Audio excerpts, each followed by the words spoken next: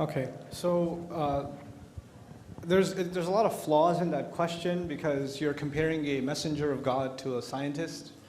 A scientist isn't asking people to be followed or to take his claims as the words of God, or nor is he asking you to reform your life in an ethical or spiritual way, etc. So what a scientist is simply doing is researching the universe.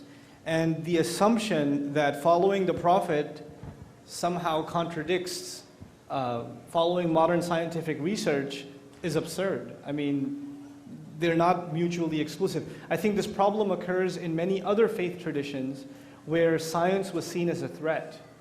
And the assumption is made that all religions must be this way, all religions must discourage scientific inquiry.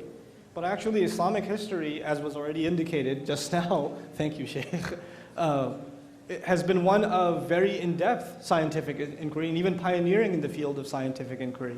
Now, as for the Prophet being 1400 years ago and not having the kind of scientific knowledge and access that we have today, when it comes to matters of guidance, right and wrong, justice and injustice, scientific revolutions will not change that.